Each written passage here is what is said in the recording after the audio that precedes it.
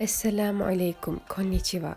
私はイスラム科学の教師です。このチャンネルでは、イスラム教とトルコ文化についての情報を提供します。今日は宇宙についてお話しします。宇宙は神ですか？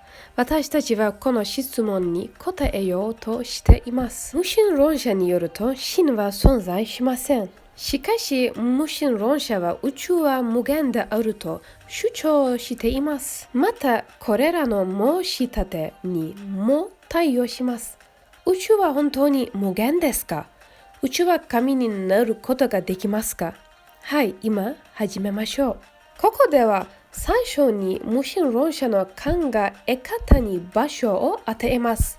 無神論者は真の存在を認めないために物質は無限であると主張しました。つまり宇宙と時間は無限大です。それが無神論者が神の必要はないという理由です。宇宙は無限であり、すべてが自発的に作成されたからです。さて、宇宙は本当に無限ですか？宇宙と物質は自発的に生じましたか？科学的研究は宇宙がビッグバンと呼ばれる爆発で生まれたことを明らかにしています。これは科学的に証明されています。宇宙に始まりがあるのなら、宇宙を生み出した原因があるに違いありません。この理由は、それがスペースを作成したので、スペースの外にあるに違いありません。この理由は、時間切れに違いない。彼は時間を作ったからです。この理由は、アイテムの外にあるはずです。彼がアイテムを作成したからです。宇宙はこの爆発によって作成されました。それが本当に無限であるならば、宇宙はこの爆発を必要としないでしょう。何かに始まりがあるとすれば、それにも終わりがあります。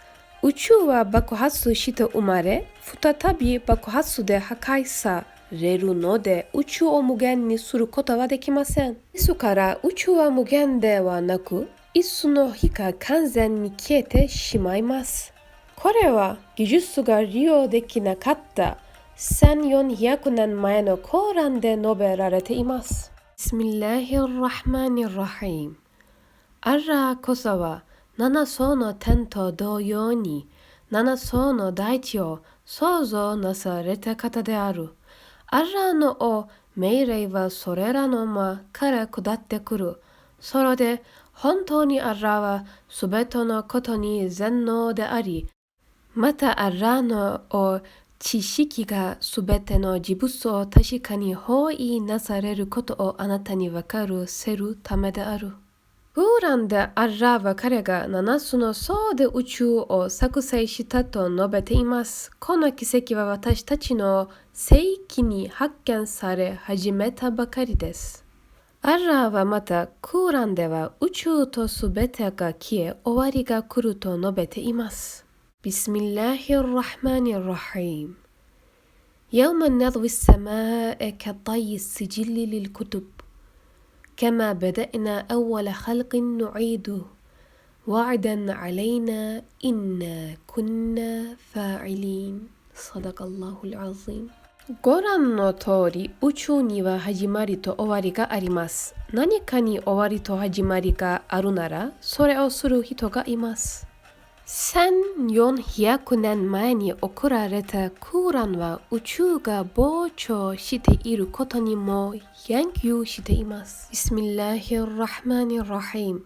والسماء بنيناها بأيد وإنا لموسعون。